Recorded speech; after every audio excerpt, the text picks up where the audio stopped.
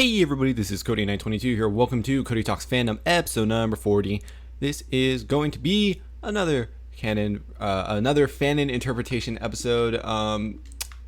But as per usual, before I begin that, just a friendly reminder that in 2 weeks' time, not 1 week's time, I will be interviewing Soulfire Photography. So if you would please leave any questions for her in the comments below, or you can message me on Tumblr or Twitter, Skype, or best place to do it is Cody Talks Fandom group on the Rooster Teeth website. So please do leave any questions that you have for Sonia in the comment or somewhere that I can retrieve them from. But back to this episode. This is going to be episode number 40, and this one is going to be covering Pyrrha Nikos.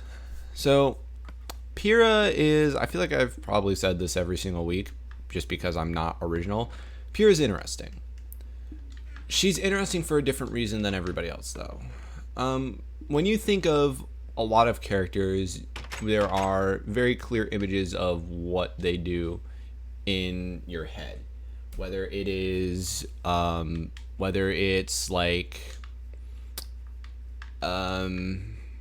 just a case of, I'm trying to think of something. Yang, the party girl, teen mom, right? Like, that's one.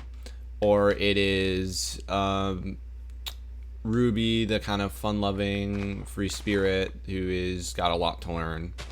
Or it's something else. You know, there's just a lot of variations.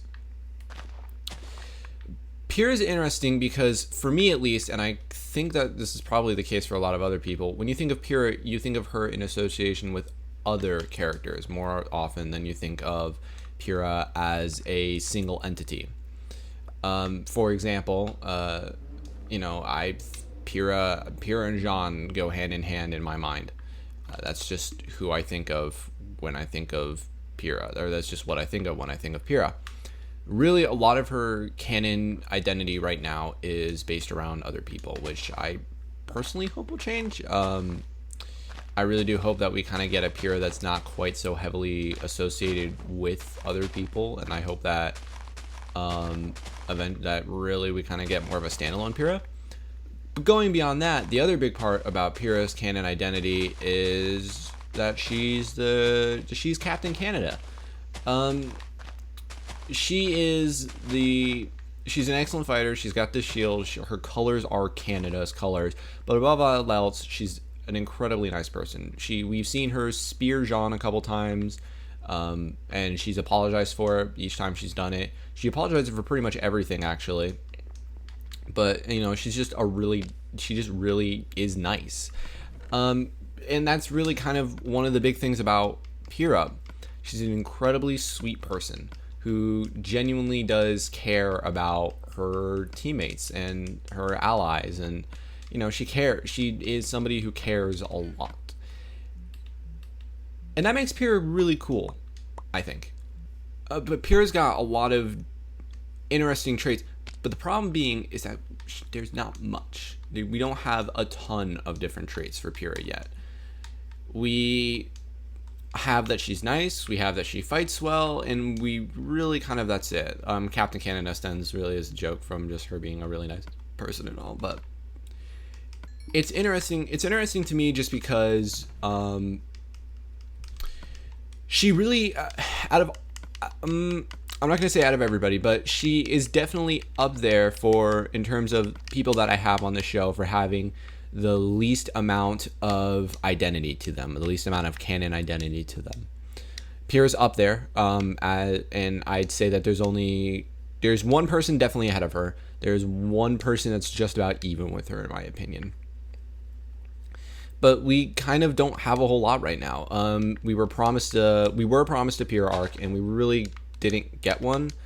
I think Volume 3 at this point has to rectify that. I think that we need a Pyrrha arc. We need something substantial to go off of. The biggest canon moment for Pyrrha, in my opinion, doesn't come from Pyrrha herself. It comes from Cinder. I almost said Cinder Neo. Oh boy, that's the dream. Cinder and I can't remember their name. Emerald and Mercury. There we go. Jesus Christ, I totally forgot what they were called. That to me, the biggest moment comes from them. And what is that moment, might you ask? Though I'm sure you've already guessed. It was when they were talking about Pyrrha. And she's the invincible girl, right? That's what she's known as. And it was and for Pyrrha it was a case of she makes it look as though she cannot be beaten. But she can be. She uses her semblance just enough so that way people don't see it, but so that she can be so that she can appear in. I'm trying to remember the exact words here.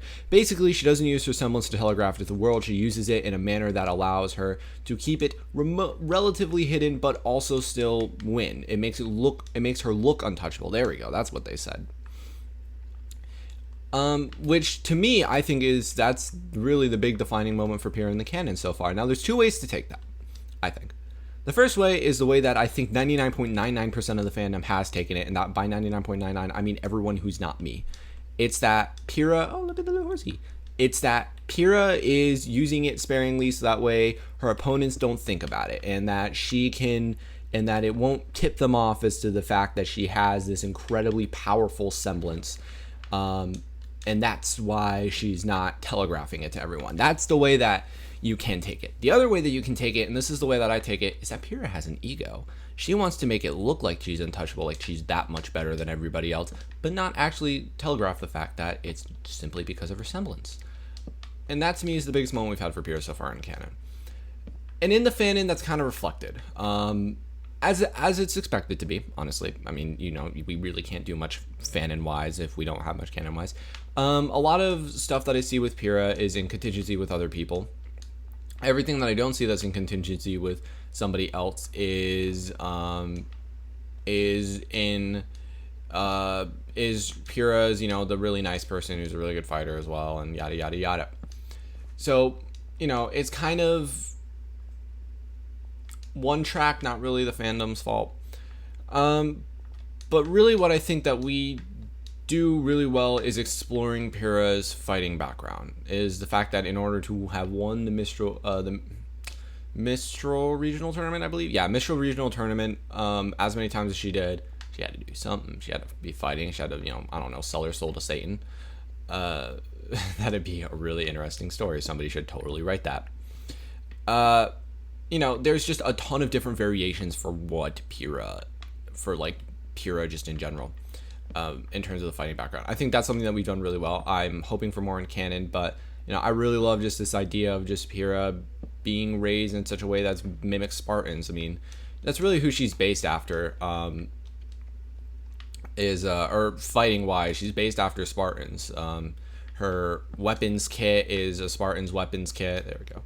Her everything about Pyrrha's fighting is based off of Spartans. Her weapons, not really her fighting style as much. That's more kind of along the lines of Greek, but she's supposed to be Spartan. So definitely is. I like the idea. I've seen occasionally the idea that Pyrrha trained like a Spartan, and that's kind of how she got her mark. I've seen ideas float around about Pyrrha's prowess, really just... we have confirmation for this one. It's really kind of a detriment to her, more so than it is an aid, something that she likes. So, it's just... There's a lot of different ways that you can go with that fighting background, and I think that's something that we've done really, really well as a fandom. I think that, honestly, there's very little that can be done right now with how little we know about Pyrrha, which is kind of shitty, but it's whatever. It happens. I think that the big thing, though, is what happens when Pyrrha's not nice? What happens when you make her mad? What happens when you do something to put other people in danger? What does Pyrrha do? She wants to help everyone. What if she can't? I think that that's something that has been explored, kind of, not fully. And I think that it can be. And I think, I think that it'd be an interesting aspect to look at for Pyrrha. On a personal note, I want to see the Pyrrha that has an ego, just so badly. Just, this ego that she tries to keep hidden from everybody else. But, Team Crime has figured it out, and they just like are gonna exploit it, and they're gonna use it to their advantage, and just I want that to be the case so badly. Like, you have no idea. But I digress. On to and that's something that I want to see. I mean, I fully understand why people don't think that's a reality, why people will not do that in the fanon, but a guy can dream. So ships. How does Pyrrha work shipping wise? Well, Pyrrha works shipping wise. She's very interesting shipping wise to me. She's so nice that really she benefits from being in a relationship where she can kind of watch over the guy or girl or other, where she can really watch over them. When she's kind of like, I'm your guardian figure, right? Like, that's where Pyrrha really, really comes to the benefit shipping wise, I think. And that's why, the most popular ship involving Pyrrha is, without a doubt, Arcos. Not Akros, as I have learned, but Arcos, which is Jean and Pyrrha. Really, apart from the fact that it's like 100% canon, like, and it has been since day one, Arcos holds the appeal for a Pyrrha ship because Jean needs guidance. He needs somebody to watch over him. And Pyrrha's doing that. She's the perfect figure for that. And I think that's really where she benefits the most, is kind of in this caring role for Pyrrha. The primary ship dynamics for her are always based around care and whatnot. Beyond that, what else is a popular Pyrrha ship? Pyrrha, I know, is pretty popular. Relative. There's really, after Arcos, there's a pretty sharp drop off. It's like Arcos and then just cliff. I'd say Pyrrha, though, is up there, and I think after that it kind of becomes debatable. False appearances. I'm joking. more self-advertising for my trash. I think that after Pyrrha, it really becomes super duper debatable as to what is the most popular ship after that. In my personal opinion, I think that the most popular ship after Pyrrha is probably Greek Fire, or whatever the name of Nora and Pyrrha is. I think that those are probably the immediate follow-ups. Of course, I don't know these things, but I'm taking a gander and taking a guess. And really kind of, they're not... with Nora, it's interesting too, because that's kind of like the encouragement for Pyrrha to loosen up a little bit. That's what Nora brings to the table. And I think that is very, very important for a Pyrrha ship. Like, she needs to loosen up more. And I think that is what defines Pyrrha ships that aren't about care, in my opinion. And I think that Nora's great for shipping with Pyrrha. I used to be a bigger fan of it. I've kind of fallen off, not really for any reason other than just not seeing content for it. But Pyrrha and Nora, that's an interesting dynamic. Blake and Pyrrha, that's another role where Pyrrha can kind of care for the person.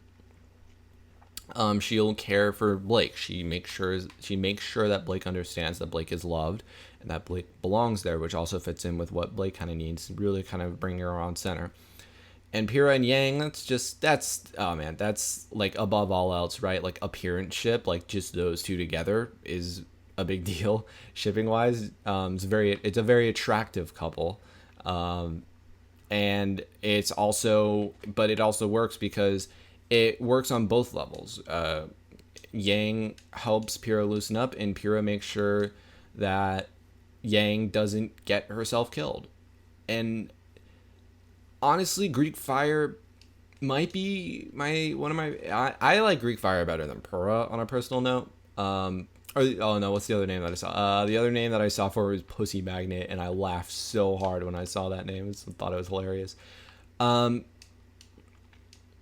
But Pyrrha is interesting. I think that before we can do more with Pyrrha, before we can get her right, we need to see more from her. I think that her And then 2 others that I'm going to be talking about, Neptune and Cinder. We need to see more from them. We don't need to see more from Jean, but we also can't really do him correctly while we have different variations of who this character is. So I think that, it's very interesting that we can't really do much correctly with him. Corrupting Pyrrha is an interesting idea. I just don't think that she can be fully corrupted, but I like the idea that she can be kind of weaned into the dark side a little bit. They have maple syrup. But I think that overall Pyrrha is right now a very solid character. And I think that Volume 3, depending on what Cinder, Mercury, and Emerald's plans are, depending on what Crime's plans are, that's going to shape really more about Pyrrha. I have a feeling that from them, maybe not Pyrrha directly, but from them at least, we are going to see the difference. We're going to see what separates Pyrrha from this carbon copy character. I'm hoping for the ego, but I think that there's a lot of options there. And overall, experiment with Pyrrha. You have a lot of free reign. It's a lot harder to say this character is wrong. If you want to make Pyrrha a mass murderer, well, that's probably not right. So then people can criticize you for being out of character. But if you want to make Pyrrha, just this person who's done something, maybe like done 1 or 2 things bad in her past, like I accidentally stole all the staplers from my school because I forgot about my semblance. That's fine. That makes sense for Pyrrha. Like, she did something wrong and she's trying to be nice about it. Like, it's just like, I'm going to be nice about it. I'm going to compensate for this one bad thing that I did for the rest of my life. Doing something like that. It's just, there's a lot of different avenues that you can go. There's a lot of different facets that you can explore with this whole niceness trait behind Pyrrha. And, I just think you should do it. Explore, experiment, do what you want. Do what you wanna do. It's a South Park reference. But beyond that, I don't really have much more else to say about this character.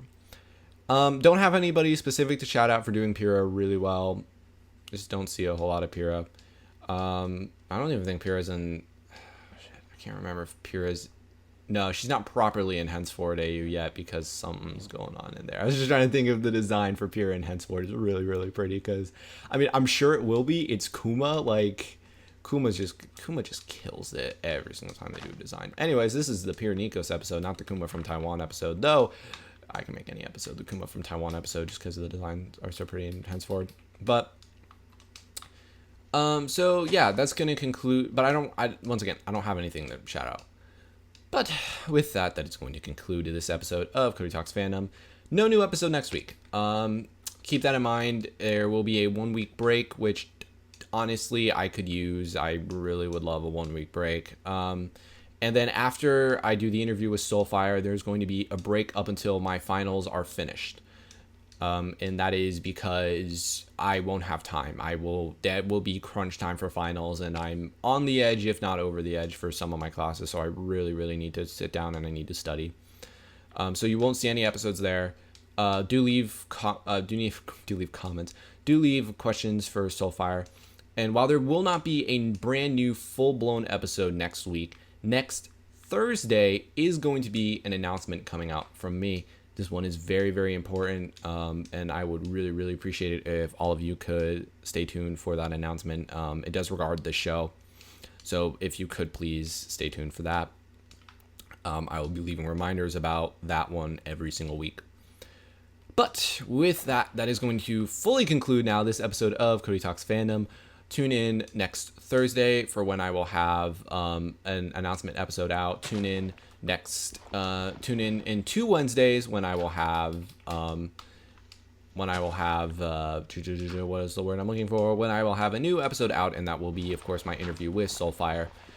Tune in, and yeah, that's all I've got planned for right now. After that, of course, will be a brief little break, but otherwise, I will see all of you the next time. Boy.